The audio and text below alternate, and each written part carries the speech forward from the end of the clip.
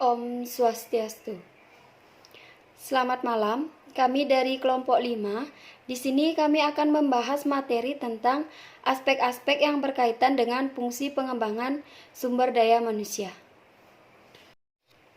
Baik, pembahasan yang pertama yaitu mengenai pengertian manajemen sumber daya manusia. Manajemen sumber daya manusia merupakan salah satu upaya yang dilakukan oleh suatu perusahaan untuk mengatur sumber daya manusianya. Sumber daya ini diarahkan untuk mencapai tujuan perusahaan yang telah ditetapkan sebelumnya. Manajemen sumber daya manusia dalam perusahaan berfokus pada kegiatan rekrutmen sumber daya manusia, pengolahan, dan pengarahan untuk mencapai tujuan perusahaan. Salah satunya, upaya perusahaan dalam menetapkan manajemen sumber daya manusia adalah dengan menghadirkan divisi Human Resource atau HR.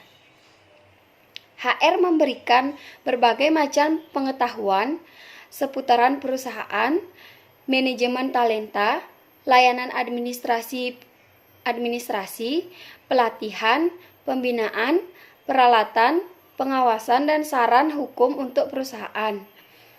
Fungsi dari divisi Human Resource ini sangat dibutuhkan perusahaan untuk mencapai tujuan organisasi. Selanjutnya, pengertian pengembangan sumber daya manusia.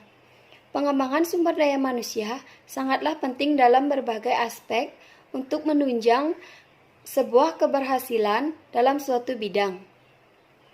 Pengembangan sumber daya manusia merupakan pemberian aktivitas, pengetahuan, dan fasilitas untuk para pegawai dalam sebuah perusahaan atau organisasi dalam menunjang keberhasilan dan kualitas produk yang berkualitas.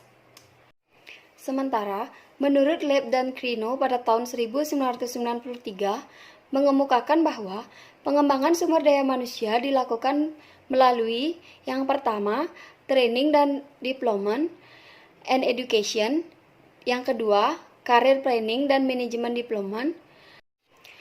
Adapun pengertian pengembangan sumber daya manusia menurut para ahli yaitu yang pertama menurut Hasibuan pada tahun 2000 mengemukakan bahwa pengembangan adalah suatu usaha untuk meningkatkan kemampuan teknis, teoritis, konseptual, dan moral karyawan sesuai dengan kebutuhan pekerjaan atau jabatan melalui pendidikan dan latihan. Dari pendapat para ahli di atas dapat disimpulkan melalui pendapat Wahyudi pada tahun 1996 bahwa fungsi pengembangan di dalamnya meliputi subfungsi yaitu pelatihan dan pengembangan karir. Baik, materi selanjutnya yaitu fungsi pengembangan sumber daya manusia. Dengan memperhatikan seluruh sumber daya manusia dalam organisasi, tentu akan membuat bisnis menjadi lebih baik dan berkualitas. Adapun fungsi pengembangan sumber daya manusia yang pertama yaitu meningkatkan produktivitas. Fungsi yang dari pengembangan sumber daya manusia yang pertama adalah bisa meningkatkan produktivitas karyawan dalam bekerja, di mana seorang karyawan mungkin mampu menciptakan varian baru dari beberapa produk yang ditawarkan oleh perusahaan, sehingga konsumen tidak akan merasa bosan karena bisa memilih banyak varian yang telah disediakan. Yang kedua, mampu mengurangi kerusakan yang terjadi pada produk. Karyawan yang memang memiliki keahlian atau keterampilan dalam perusahaan bisa mengurangi sebuah kerusakan pada produk. Namun, keterampilan tersebut terlebih dahulu harus dikembangkan melalui pelatihan yang dilakukan oleh divisi pengembangan sumber daya manusia, sehingga karyawan atau pekerja akan terlihat lebih terampil dan memiliki kualitas yang tinggi dalam bekerja. Yang ketiga, pekerjaan bisa berjalan secara efisien. Kata efisien memiliki makna melakukan pekerjaan secara tepat dan tidak membuat kesalahan dalam bekerja. Karena memang fungsi dari program pengembangan sumber daya manusia tersebut untuk melatih karyawan agar memiliki sifat yang terampil. Maka dari itu, pekerjaan yang dilakukan bisa berjalan secara efisien berdasarkan apa yang diharapkan. Yang keempat, meningkatkan sikap kepemimpinan. Sikap kepemimpinan memang harus dilatih dan tidak banyak dikuasai oleh banyak orang, bahkan pemimpin itu sendiri. Namun, sikap kepemimpinan ini tidak selamanya harus dimiliki oleh seorang pemimpin saja, akan tetapi harus juga dimiliki oleh karyawan dengan mempelajari dan melakukan pelatihan kepemimpinan. Yang kelima, memberikan tingkat pelayanan yang baik kepada konsumen. Pelayanan memang juga termasuk dalam sebuah penilaian yang dinilai oleh konsumen jika menggunakan sebuah jasa. Maka dari itu, berikan pelayanan yang baik kepada konsumen agar konsumen merasa nyaman. Untuk meningkatkan pelayanan yang lebih baik, maka diperlukan sebuah pengembangan sumber daya manusia agar para karyawan bisa meningkatkan pelayanan yang baik kepada konsumen sesuai standar. Yang keenam, menciptakan moral yang baik bagi karyawan. Adapun moral yang dimaksud dalam hal ini adalah sebuah sikap yang harus diterapkan oleh manusia atau karyawan dalam melakukan pekerjaan. Moral yang baik contohnya seperti memiliki sikap disiplin, tidak terlambat untuk masuk kerja, atau loyal terhadap pekerjaan. Yang terakhir yaitu mampu meningkatkan balas jasa. Mengenai balas jasa ini merupakan kata lain dari kata upah atau gaji yang diberikan kepada pekerja, di mana upah atau gaji ini sebagai sebuah balas jasa karena meluangkan waktu dan tenaga untuk bekerja di perusahaan tersebut. Hal ini bisa ditingkatkan jika pekerjaan yang dilakukan oleh karyawan semakin baik. Tujuan pengembangan sumber daya manusia. Yang pertama, memperbarui keahlian seorang individu sejalan dengan perubahan teknologi. Melalui pelatihan SDM, trainer dapat memastikan bahwa setiap individu secara efektif menggunakan teknologi baru dan meningkatkan produktivitasnya. Yang kedua, mengurangi waktu belajar seorang individu baru untuk menjadi kompeten dalam pekerjaan. Yang ketiga, membantu memecahkan persoalan operasional dengan cepat dan tepat. Nomor 4, orientasikan setiap individu terhadap organisasi. Yang kelima, memberikan kemampuan yang lebih tinggi dalam melaksanakan tugas bekerja sehingga hasil yang dicapai akan maksimal. Yang nomor 6, meningkatkan profesionalisme para karyawan dalam melakukan pekerjaannya. Baik, selanjutnya saya akan menjelaskan tentang aspek-aspek pengembangan sumber daya manusia. Menurut Winer dan Desimon mendefinisikan pengembangan sumber daya manusia sebagai serangkaian aktivitas yang sistematis dan terencana yang dirancang oleh organisasi untuk memberikan kesempatan kepada anggotanya untuk mempelajari keahlian yang diperlukan untuk memenuhi persyaratan kerja saat ini dan yang akan datang.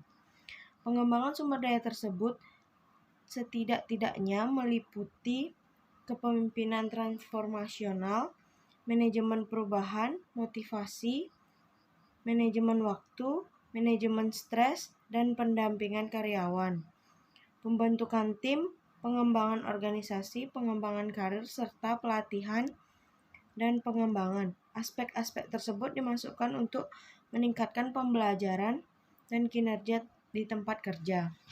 Banyak aspek pengembangan sumber daya manusia dan melihat perkembangannya, pengetahuan, sikap, dan perilaku dan kemampuan merupakan aspek yang meliputi posisi yang paling penting. Yang pertama, pengetahuan. Pengetahuan merupakan kemampuan serta kesanggupan seseorang untuk dapat melaksanakan kegiatan atau pekerjaan yang dipercayakan kepadanya. Menurut Mitrani 1997 menegaskan, pengetahuan merupakan bentuk kesanggupan dan kemampuan seseorang yang dituangkan dalam perilaku dan sifat dalam melaksanakan tugasnya. Dengan demikian, pengetahuan adalah suatu sifat, karakter, dan ciri seseorang yang diperlihatkan melalui kesanggupan dalam melaksanakan suatu tugas maupun kepercayaan yang diberikan kepadanya. Yang kedua adalah sikap dan perilaku. Sikap merupakan suatu cara mereaksikan terhadap rangsangan yang luar yang timbul dari seseorang atau lingkungan. Indra Wijaya 1996 menegaskan perilaku atau attitude adalah sebagai suatu cara bereaksi terhadap suatu rangsangan yang timbul dari seorang atau dari suatu situasi. Perilaku berkaitan dengan interaksi seseorang dengan orang lain atau interaksi yang dilakukan oleh individu dengan individu yang lain dalam suatu lingkungan yang dinampakkan melalui perbuatan. Yang ketiga, skill.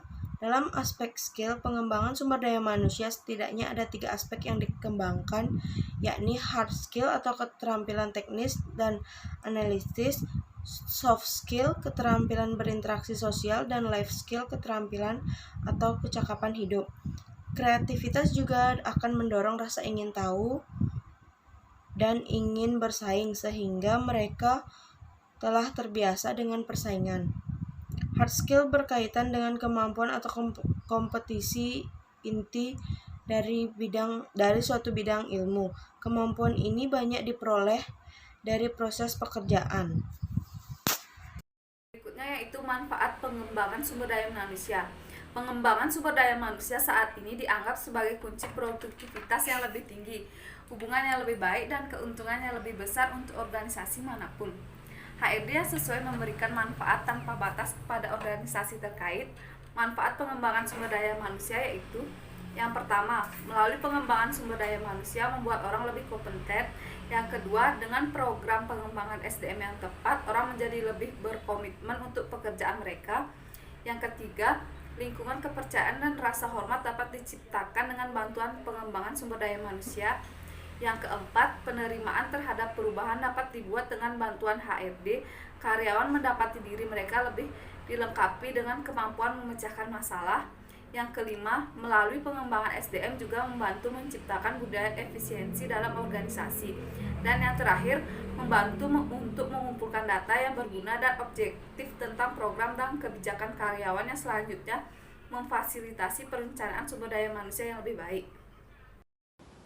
Pengembangan sumber daya manusia dalam organisasi sudah merupakan kebutuhan dikarenakan tuntutan dinamika lingkungan, perkembangan teknologi maupun persaingan bisnis yang terus berjalan.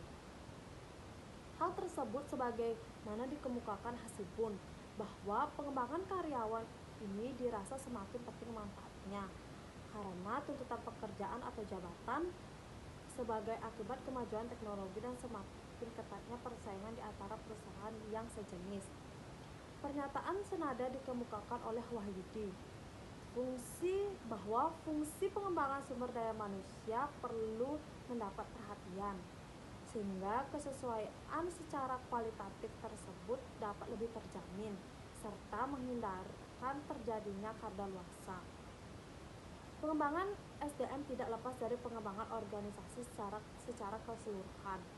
Armstrong dan Murlis berpendapat bahwa pengembangan sumber daya manusia merencanakan dan menyediakan bahan mentah dengan menerima pegawai dan pelatihan dasar dan mengubahnya dengan cara program-program pengembangan sesuai dengan kebutuhan organisasi pada saat sekarang di masa yang akan datang.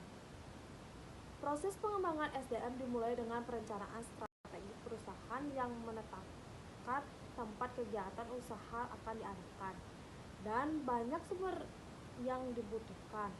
Dengan kata lain, bahwa titik awal program sumber daya manusia terletak pada rencana strategi perusahaan yang akan dialihkan ke sumber daya manusia. Tentang berapa banyak dan jenis tenaga kerja yang dibutuhkan pada masa yang akan datang. Ini berarti Peran strategi pengembangan SDM selayaknya dimulai dengan analisis kompetensi SDM saat ini, kemudian membandingkannya dengan kebutuhan. Baik, sekian presentasi dari kelompok kami. Apabila ada salah kata, kami mohon maaf. Akhir kata kami tutup dengan Parama Santi. Om Santi, Santi, Santi, Om.